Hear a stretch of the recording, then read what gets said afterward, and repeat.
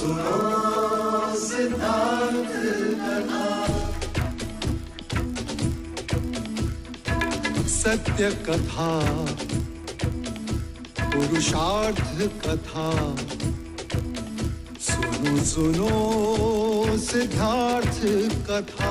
चढ़ते सूरज सा तेजवान वो कीर्तिमान, हुंकार भरे जब कूच करे, थर थर कांपे आसमान।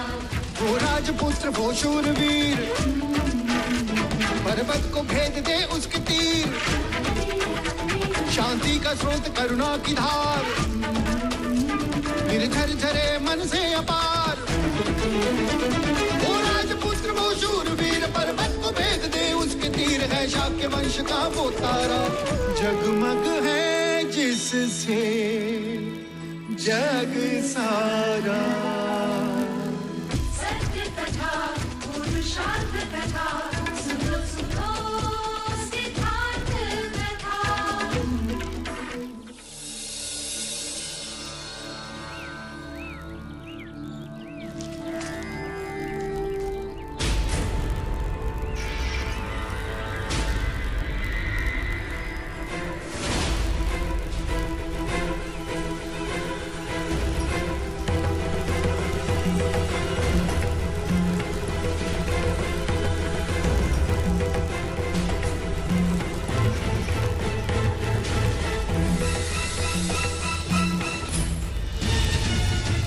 चंद्रपात, जो आज तुमने सिद्धार्थ के साथ किया वो मैंने देखा।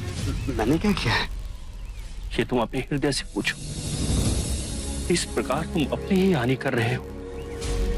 सिद्धार्थ एक विभूति है, उसकी बराबरी तुम तो क्या, वह भी, यहां तक कि गुरुवर्य भी नहीं कर सकते।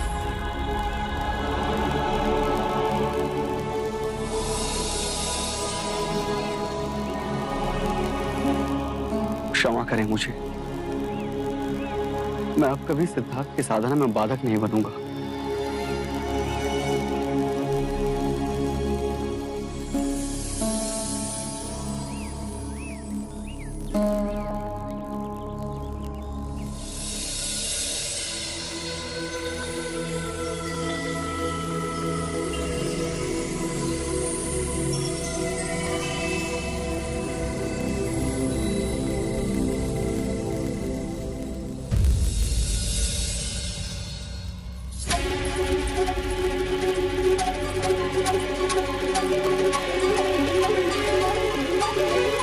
कल रात तुम कहां थे देव?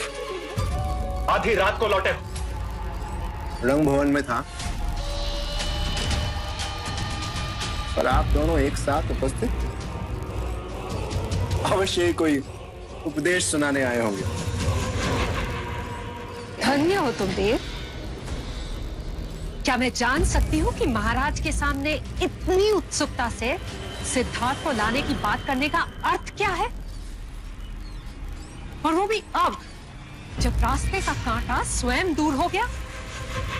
माँ, एक चाल है। महाराज के साथ साथ आपको भी विश्वास हो गया ना? बना बनाया खेल बिगाड़ रहे हो देवदत्त। पिताजी, सबके समक्ष अपनी उपस्थिति अर्जित करनी थी, बस। तो क्या तुम सिद्धार्थ को नहीं ढूंढोगे? मूर्ख हूं मैं, मूर्ख हूं मैं। यदि समक्ष भी आ जाए ना, तो भी अनदेखा कर दूंगा उसे। सच? महाराज को प्रसन्न करने के लिए स्वांग तो करना ही था। इस सिद्धार्थ के जाने से मैं कितना व्याकुल हूं।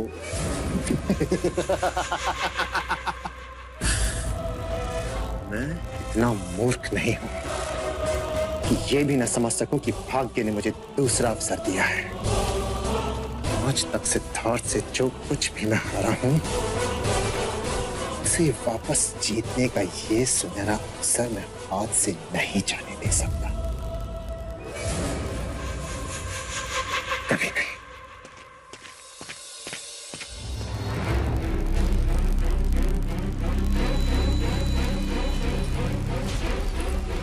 सोचा था जब मेरा पुत्र होगा तो रूप तुमसे लेगा और बुद्धि मुझसे, पर यहां तो उल्टा ही हो गया। कहना क्या चाहते हो तुम? संकट की घंटियां बज रही रानी मंगला। जब भी ये मूर्ख अपनी बुद्धि का प्रयोग करता है तो कोई ना कोई नई समस्या खड़ी कर देता है। क्यों कोस रहे हो मेरे पुत्र को? अपने भाग्य को कोस रहा हूं। एक हमारे पुत्र को देखो और एक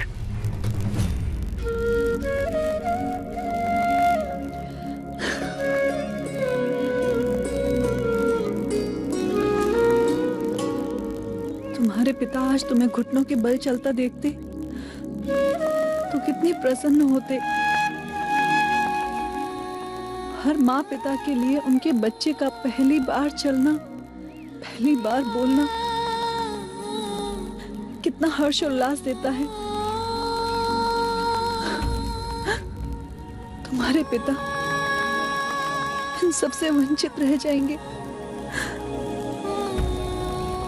राहुल, इतनी जल्दी भी बड़े मत हो जाना।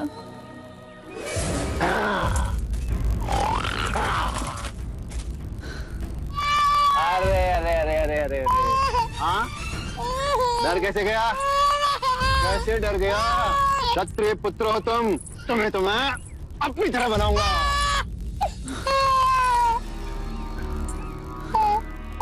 मैं तुमसे पूछता हूँ, क्या तुम नहीं चाहती कि तुम्हारा पुत्र पराक्रमी बने, बलशाली मेरी तरह, हाँ, कि अपने पिता की तरह सन्यासी? सन्यासी बनने के लिए बहुत बल चाहिए। अच्छा, हाँ, ताल तो एक ही होता है। जहाँ बिना प्रज्ञा की भैंस आती है और अपने खुरों से पानी को मटमैला कर देती है, और उसी कीचड़ भरे ताल में एक कमल का फूल भी खिलता है जो ऊपर उठकर इस विश्व में प्रज्ञा और सौंदर्य का प्रतीक बनता है। मैं भैंसा? नहीं, अहंकारी। जो बात आपको समझ ना आए उसे करने से क्या लाभ? तो वो बात सुनती जाओ जो तुम समझ सकती, और समझना क्या, तुम्हारे घावों को थोड़ी ठंडक मिलेगी। मेरे घावों को आप ठंडक पहुंचाएंगे? हाँ यशो, क्यों नहीं। मैं थोड़ी ना यहाँ तुम्हारे घावों पे नमक छिड़कने आया था। तुम्हारी पीड़ा मुझसे सही नहीं जाती, इसीलिए आनंद का एक संदेश देने आया था। मैं सिद्धार्थ को खोजने जा रहा हूं। वो नहीं आएंगे। नहीं आएंगे? अरे नहीं आएंगे तो अपनी बलशाली भुजा में उसे उठा के ले आऊंगा। सुन लिया? तुम्हारे काका क्या कह रहे हैं? और तुम्हारे पिताजी को अपनी भुजाओं में। लगता है उल्लास के मारे तुम्हें कोई दौरा पड़ गया है। दौरा तो आपको पड़ गया है ज्येष्ठ। आप उनको अपनी भुजाओं में उठाकर ला सके, इतना ना तो आपके अंदर पुरुषार्थ है ना बल। पर उन्हें मिले तो मेरा एक संदेश अवश्य पहुंचा दीजिएगा।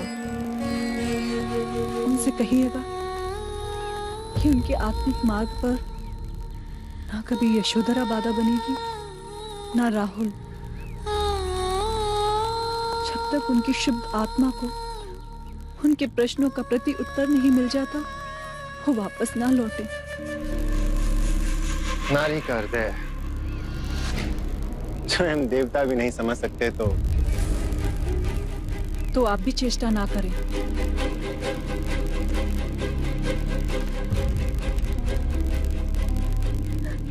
हे मेरे देव, मेरे स्वामी, एक पत्नी की प्रबल इच्छा है कि आपको अपने प्रश्नों का उत्तर शीघ्र ही मिल जाए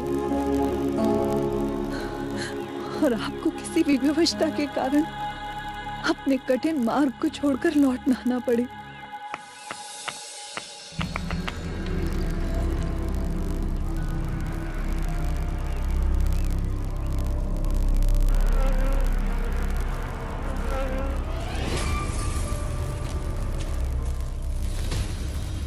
सिद्धार्थ का ध्यान भंग करने की चेष्टा कर रहे हो। भला करो तो भी बुरा ही बनता हूं। मैं तो सिद्धार्थ की सहायता कर रहा हूं। ऊपर देख, उस मधुमक्खी के छत्ते पर धूप गिर रही है, जिससे बेचैन होकर उसकी मधुमक्खियां इधर उधर घूम रही हैं। और कुछ मधुमक्खियां तो सिद्धार्थ पर भी बैठी हैं। अब अगर मधुमक्खियों ने उन्हें काट लिया तो क्या उनका ध्यान भंग नहीं होगा? अनुभव, इसलिए मैंने नीम की पत्तियां जलाई, जिसके धुएं से मैं उन्हें बचा सकूं। क्षमा करना मित्र, मुझे लगा तुम सिद्धार्थ से ईर्ष्यावश कोई नया खेल रच रहे हो। नहीं, अब मैं बदल गया हूं। आपने तो मेरी मन की आंखें ही खोल दी। गुरुवरी ने तो यह भी कहा है कि आप स्वयं ध्यान ना करो तो कोई बात नहीं, परंतु यदि आप दूसरों के ध्यान में सहायता करें तो आपको भी अपना लक्ष्य मिल ही जाएगा।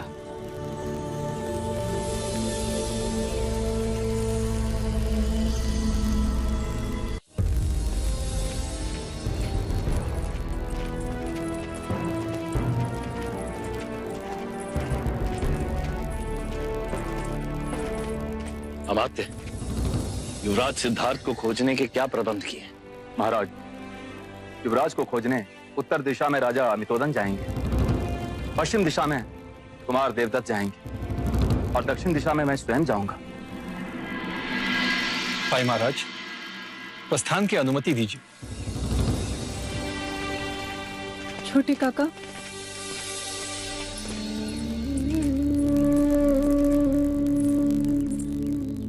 जब आप युवराज सिद्धार्थ को ढूंढने में सफल हो जाएं,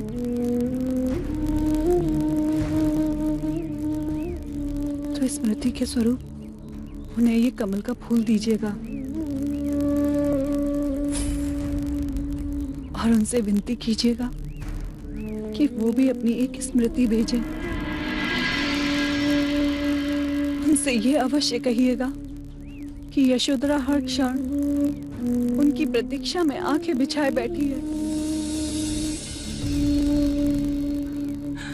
अनुज,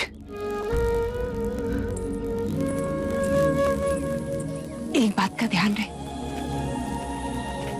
उसे हमारे दुखों का विख्यान मत करना। और हाँ, उसे कंथक की मृत्यु का समाचार मत देना,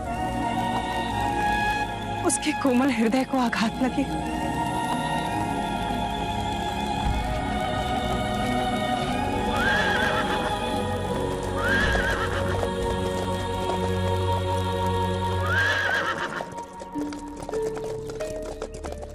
हे ईश्वर, सिद्धार्थ को ढूंढने में और उसे वापस लाने में इनके रास्ते की सारी बाधाएं दूर कर दो।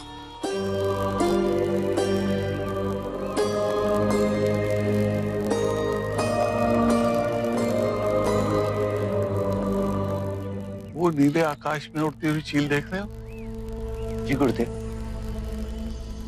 ध्यान में इतने मग्न हो जाओ तुम में और पत्थर में कोई अंतर न रहे, और वो चील तुम्हें पाषाण समझ के तुम्हारे समीप आ बैठे।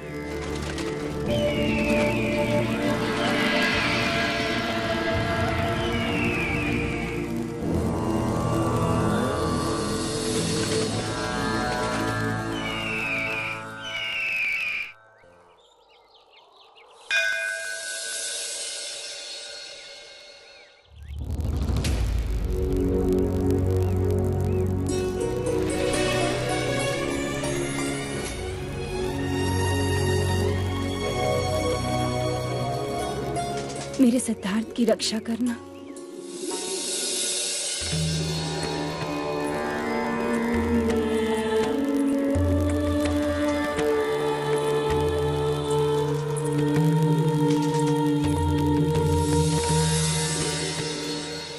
आदित्य नमस्कारम या कुर्वन्ते दीन दीन अंधकारम न हो जाए।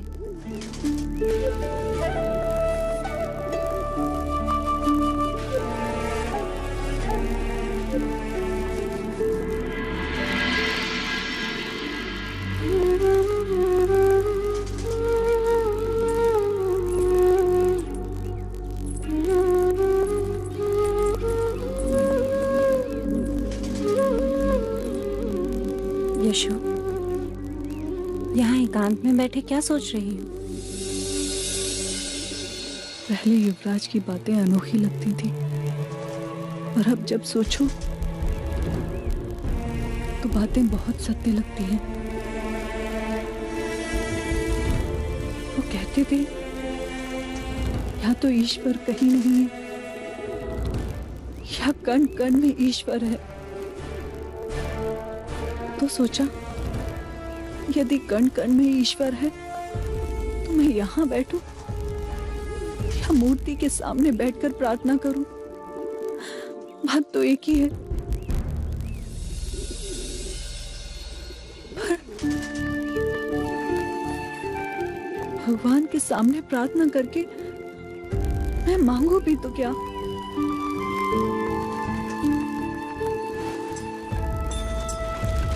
यशो, अपने मन को इतना मत सता। एक अजीब सा द्वंद्व छिड़ा है मन और मस्तक के बीच। कैसा द्वंद्व यशो? मस्तक कहता है कि ईश्वर से प्रार्थना कर कि उनको उनके प्रश्नों के उत्तर मिल जाएं, वो अपनी साधना में सफल हो जाएं। भले इस मार्ग पर चलते चलते वो तुझसे दूर क्यों ना निकल जाए। और इस बाबरे मन को कौन समझाए माँ? ये कहता है कि तू ईश्वर से मांग कि वो अभी इसी क्षण तेरे पास आ जाए।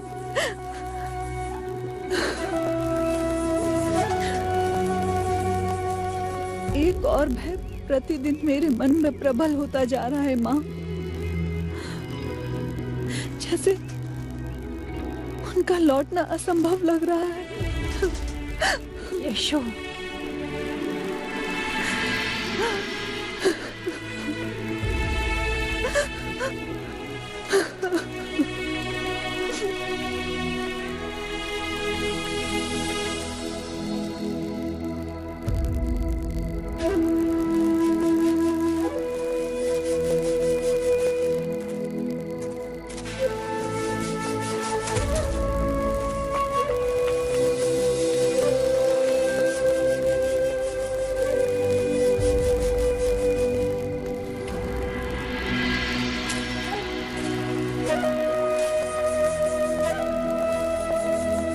तुम्हारी चिंता का विषय? गुरुवर है, सिद्धार्थ को ध्यान में बैठे पूरे 2 दिन हो गए हैं। न जल ग्रहण किया है न भोजन। ऐसे में यदि उन्हें कुछ हो गया तो? कुछ नहीं होगा। सिद्धार्थ ने श्वासों को साध लिया है।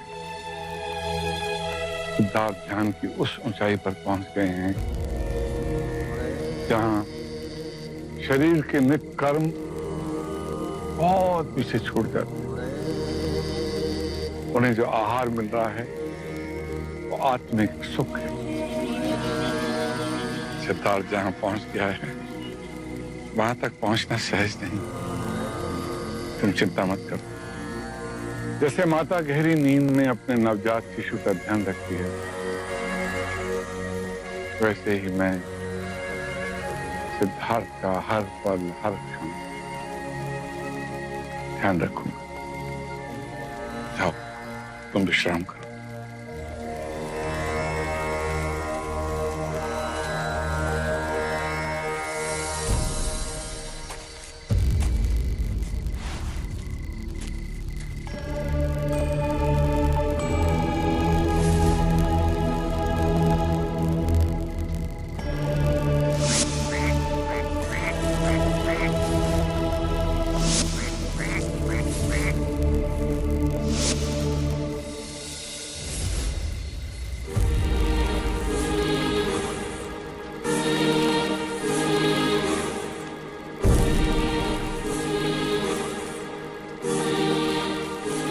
तुम्हारा ध्यान 2 दिन बाद टूटा है।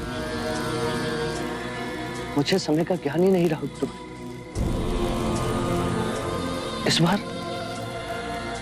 मुझे ऐसी अनुभूति हुई जैसे मैं एक पंख की तरह हल्का हो गया।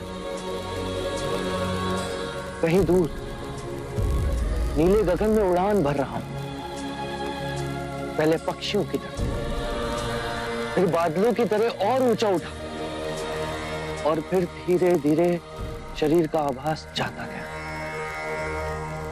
ऐसा लगा जैसे मैं एक वृक्ष की तरह पृथ्वी से जुड़ा, पर दूर अनंत तक मेरी बाहें फैलती जा रही हैं।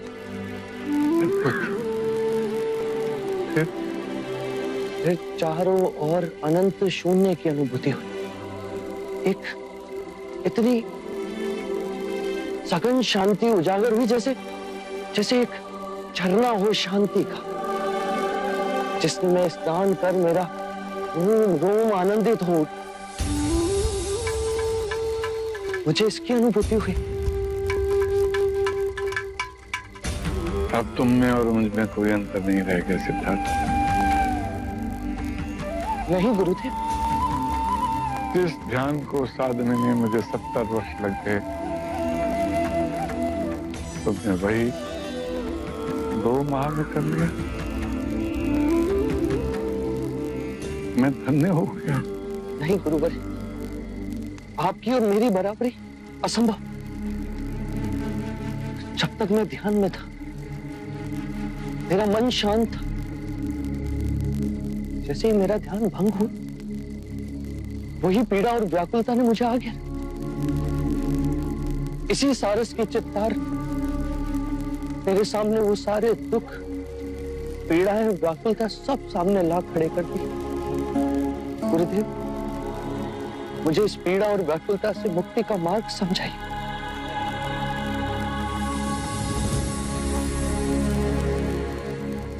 मेरे पास जो भी ज्ञान था वक्त मैंने तुमने उड़ेल दी। मेरा पात्र खाली, तुम्हें देने के लिए मेरे पास कुछ नहीं। मेरी आयु हो चली है, मेरी प्रबल इच्छा है मेरे पश्चात इस आश्रम की बागडोर तुम संभालो। गुरुदेव, मैं? हाँ सिद्धार्थ, ज्ञान में अब तुम मेरे बराबर हो गए हो। उसी ज्ञान से आने वाले दियों को प्रज्वलित करो।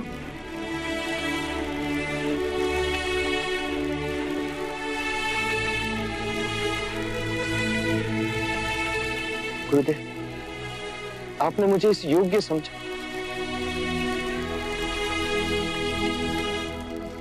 पर इस विषय में सोचने के लिए मुझे कुछ समय चाहिए। ठीक है, सोच लो। मुझे तुम्हारे उत्तर की प्रतीक्षा रहेगी। प्रणाम गुरु जी।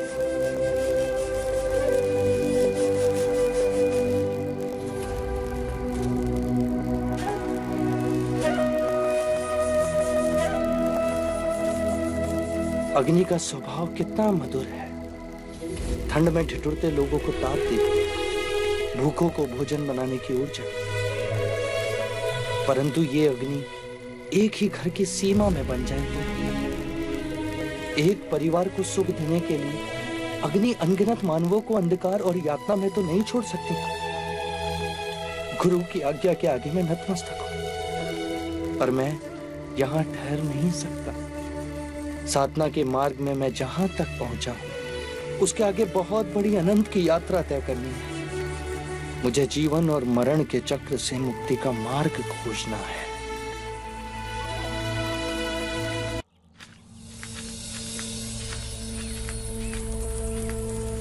गुरुवर्य, सिद्धार्थ आश्रम में कहीं नहीं है।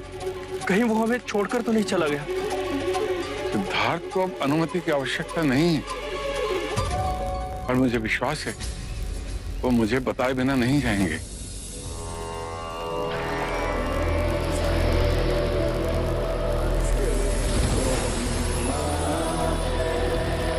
कहीं नहीं गया सिद्धार्थ। वो देखिए, पानी में श्वास रोकने का ध्यान करके आ रहे हैं।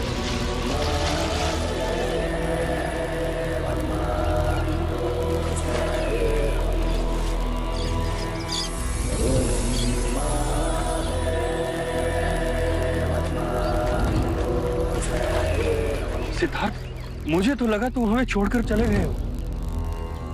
मेरी आध्यात्मिक यात्रा को आगे बढ़ाने के योग्य केवल तुम ही हो सिद्धार्थ।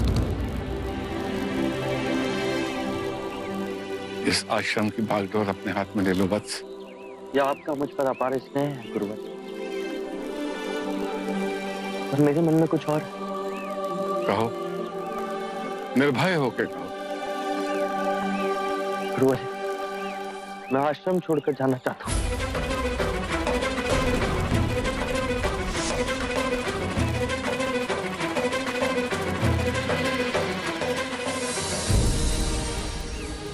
आप जैसा गुरु पाकर मैं धन्य हूं। आपने एक बार भी नहीं पूछा कि मैं ऐसा क्यों कह रहा हूं। ध्यान के साथ सोपान की विद्या और उसका अनुभव मुझे था, जो मैंने तुम्हें सौंप दिया। तुम्हारे जैसी उज्जवल आत्मा को और आगे जाना है। ध्यान समाधि के 8वें सोपान तक तुम्हें पहुंचना है, और संभवतः उससे भी कहीं आगे। गुरुवर्य, अब आप ही मेरी दिशा निर्देश कीजिए कि ध्यान समाधि के 8वें सोपान का ज्ञान मुझे कौन दे सकता है। उसके लिए तुम्हें मगध जाना होगा। वहां आदरणीय मुनि उदाका रामापुत्ता तुम्हारे आगे के आध्यात्मिक मार्ग में सहायक बने। गुरुवर, यदि मैं अपना मार्ग खोजने में सफल रहा तो आपको आकर अवश्य बताऊंगा। मुझे इसकी प्रतीक्षा रहेगी। यदि इस वृद्धावस्था ने अवसर दिया तो।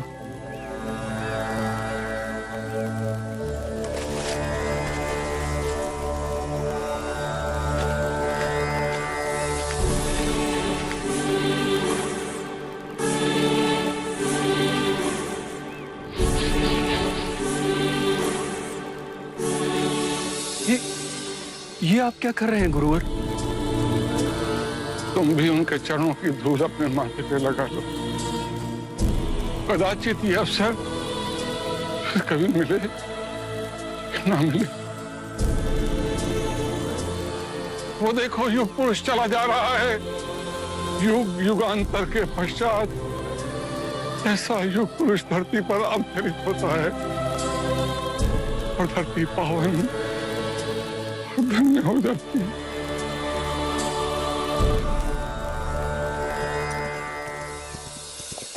ठहरो,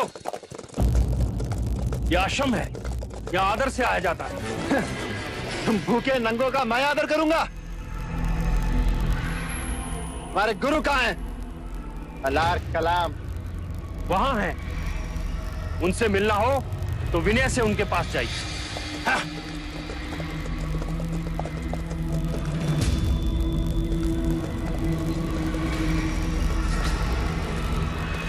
सिद्धार्थ कहाँ है? सिद्धार्थ यहाँ आए थे, 2 माह रह के चले चले?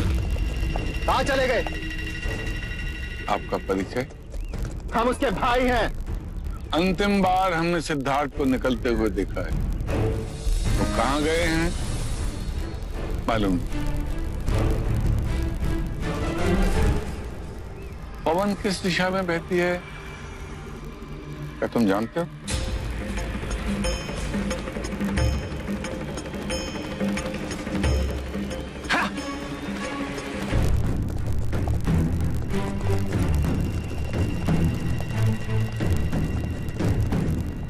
आप असत्य नहीं बोलते हैं गुरुदेव, परंतु आपने सिद्धार्थ के भ्राता को यह क्यों नहीं बताया कि सिद्धार्थ उड़ाका रामापुट्टा के आश्रम में गए हैं? क्योंकि मुझे आभास हो गया था कि सिद्धार्थ का भ्राता उसे हानि पहुंचा सकता है। अर्थात वो सिद्धार्थ की हत्या भी कर सकता है। ओ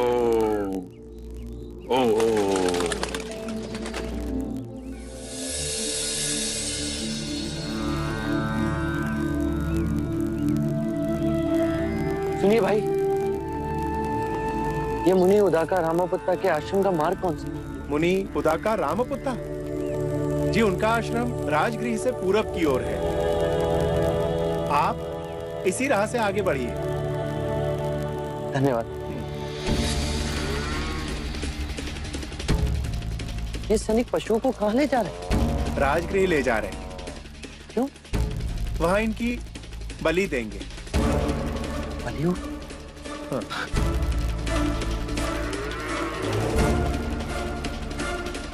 रुक जाइए। क्यों निर्दोष पशुओं पर अत्याचार कर रहे हैं आप? ऐसा साधु बाबा, हमारा मार्ग छोड़ो। मैं अपने प्राण त्याग सकता हूँ, पर आपका मार्ग नहीं छोड़ सकता। पहले आप ये बताइए कि निर्दोष पशुओं को कहाँ लेके जा रहे हैं? इन सबको बलि के लिए ले जाया जा रहा है। आप इन निर्दोष पशुओं का वध करना चाहते हैं? ये आपका धर्म है। तो फिर इन पशुओं की बलि देने से पहले आपको एक नर बलि देनी होगी। ये मेरा धर्म है। कौन देगा नरबली? मैं दूंगा नरबली। क्यों हमारे आड़े आ रहे हो? हमें हमारा काम करने दो। हमारे महाराज एक बहुत बड़ा यज्ञ करने के लिए जा रहे हैं और हमारी प्रथा है कि यज्ञ के बाद बलि दी जाती है। किसने बनाई ऐसी प्रथा? उसने जिसके आगे आप सर झुकाकर नमन करते हो। वो मैं कुछ नहीं जानता। हमें तो सिर्फ अपने महाराज की आज्ञा का पालन करना है। मुझे अपने धर्म का पालन करने दीजिए। मैं इन पशुओं को ले जाने नहीं दूंगा। जाओ और जाकर कह दो अपने महाराज कि बलि के पशुओं को रोके एक सन्यासी खड़ा है राम। तुम हमारे महाराज को चुनौती दे रहे हो? नहीं, मैं मानव धर्म का पालन कर रहा हूँ। यदि हमारे महाराज का आदेश न होता कि साधु संत का आदर करो, तो हम इसी वक्त आपकी गर्दन धड़ से अलग कर देते। तो कर दीजिए।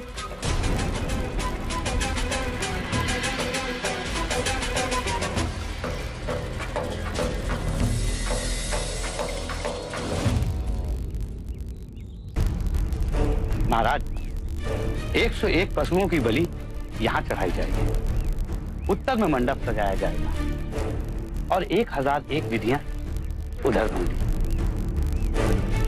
ध्यान रहे किसी प्रकार का विघ्न न पड़े। महाराज की जय हो। तुम तो बलि के पशुओं को इकट्ठा करने गए थे। जी महाराज, पर पता नहीं कहां से बीच में एक सन्यासी आ गया। सन्यासी? ये सूचना लेने आए हो? महाराज, वो बीच मार्ग रोके खड़ा है। कहता है कि मैं पशुओं की बलि ना होने दूं। ये मगध नरेश बिंबिसार का राज्य है। क्या बड़े बड़े हमारे भय से थर्राते? वो किसी से नहीं डरता महाराज, मरने से भी नहीं। समझाया, डराया, धमकाया, पर उल्टा मुझे ही कहने लगा कि पहले मेरी बलि दो, उसके बाद पशुओं को ले जाओ। इतना हट? फिर तो उसे हमें अवश्य मिलना पड़ेगा। देखो कौन है जो मगध नरेश बिंबिसार के सामने अपना सर उठाने का साहस कर रहा है। महाराज, सर काट के ही ले आते हैं।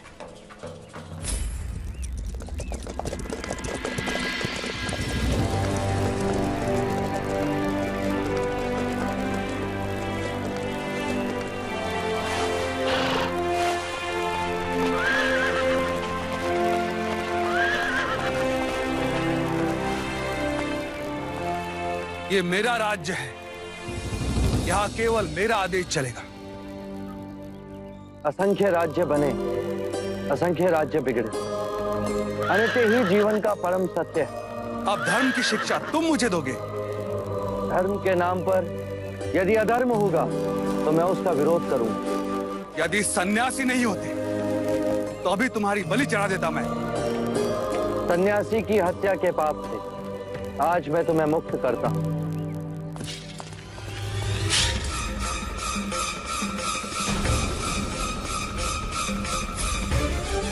महाराज बिंबिसार,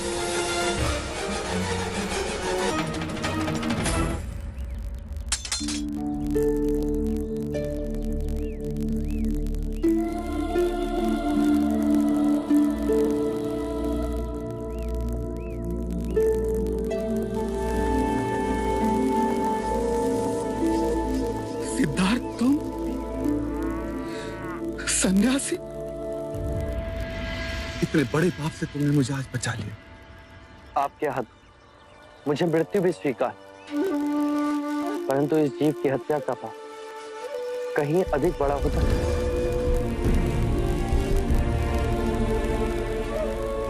प्रश्न ये नहीं मित्र कि मैं जीऊं या मरूं, प्रश्न ये जीवन और मरण के इस चक्र से मुक्ति का कोई तो मार्ग है। यदि है तो उसे खोजना मेरा लक्ष्य है, नहीं तो इन मूक पशुओं की तरह अकारण ही जीऊंगा और अकारण ही मर जाऊंगा। क्या दोष है इन निर्दोष पशुओं का जो महाराज बिंबिसार आपको इनकी बलि देनी होगी? इनमें भी हमारी तरह जीवन की ऊर्जा है। ये कौन सा धर्म जो कहता है कि एक निर्बल को मारने से अशुभ समय टल जाता है? यदि इन मूक पशुओं के मुंह में जीवा होती तो ये भी पूछते कि पाप करे कोई और भरे कोई। यदि ये धर्म है तो आज एक निर्बल सन्यासी आपसे कहता है कि ये अधर्म है। आज मेरे मित्र ने मुझे अधर्म से बचा लिया। आज से मगध में कोई बलि नहीं दी जाएगी।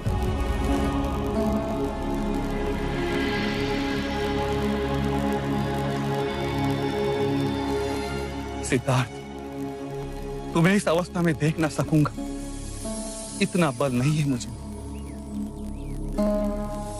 बिंबिसार गद्दों पे सोए और सिद्धार्थ क्या धूल मिट्टी में। नहीं सिद्धार्थ, मेरे साथ राजमहल में चलो, वहां तुम्हारी साधना में कोई विघ्न नहीं आएगा। नहीं महाराज बिंबिसार, जिस तरह आज इस निर्दोष पशु को मैंने बचाया, उसी प्रकार असंख्य मनुष्य पशु जीवन के दुखों से जूझ रहे। सर्वम दुखम दुखम, इस पीड़ा इस दुख का अंत मैंने पा लिया तो मैं सारे जीवों को शांति के मार्ग पर ले जा सकूंगा। औरों के दुख दूर करने के लिए अपने सुखों की आहुति देने वाला मैंने आज तक नहीं देखा। तुम जैसी महान आत्मा ने मित्रता कर मुझ पर कृपा की है सिद्धार्थ, मुझ पर कृपा। अब मुझे जाने की अनुमति दीजिए। बिंबिसार इतना मूर्ख नहीं सिद्धार्थ। जिस तरह खिलती धूप को मुट्ठी में बांधा नहीं जा सकता, उसी तरह तुम्हारे इस अलौकिक चित्त को मेरे जैसा निम्न व्यक्ति क्या रोक सकेगा?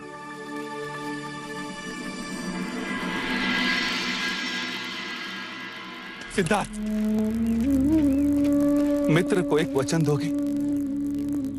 जब भी तुम्हें मुक्ति का मार्ग मिल जाए तब उसका ज्ञान देने के लिए इस बिंबिसार के पास आओ।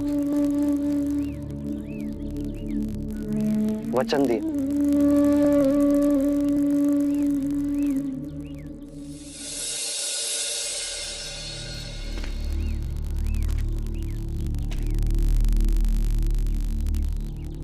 एक मित्र ये बात समझा सकता था जिसने सब खो दिया उसी ने सब पा लिया, और जिसे ऐसा लगता है कि उसने सब पा लिया, उससे बड़ा निर्धन कोई नहीं।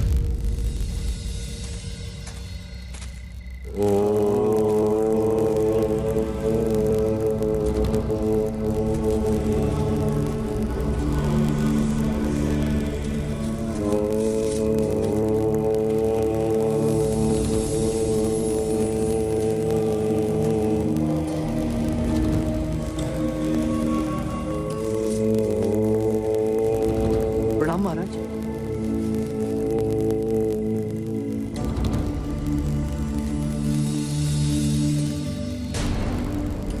मैंने वस्त्र का त्याग कर दिया है। अब ये पृथ्वी ही मेरा वस्त्र है। आप ठंड से ठिठुर रहे थे तो अपनी तपस्या से मैंने ठंड पर जीत पा ली। शरीर की सारी सीमाओं को तोड़ डाला है। क्षमा करें।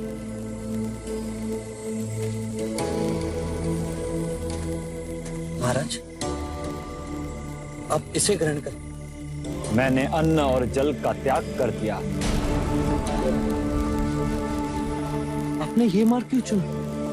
अपनी तपस्या से, अपनी साधना से इस शरीर को इतना कठोर बना लो, इसकी सारी इच्छाएं समाप्त हो जाए। मुक्ति का यही मार्ग है। मुक्ति क्या है? परमानंद।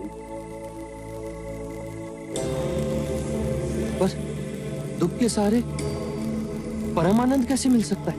जिसे तुम दुख कहते हो वो हमें दुख नहीं लगता। हम आनंदित हैं कि हम अपनी साधना के मार्ग पर अटल हैं और हमें मुक्ति मिलेगी। इस क्षण का ही भरोसा है, तो इस क्षण की बात करूं? कहो ना। तुम्हारी प्यास तो तुम्हारी आंखों से छलकती है। आपकी कठिन तपस्या मुक्ति के लिए किसी और लोक में स्वर्ग पाने की कामना। मेरी इच्छा है दुख के इस विशाल महासागर में जहां हर जीव भूला और भटका हुआ, उसका अंत कैसे किया जाए। स्वर्ग मिले तो केवल मुझे ही क्यों, समग्र संसार को क्यों नहीं? तुम्हारे विचार महान है। तुम दिशावान बनोगे, असंख्य आत्माओं को आनंद का मार्ग दिखाओगे। तथास्तु। सत्य कथा, पुरुषार्थ कथा, सुनो सुनो सिद्धार्थ कथा।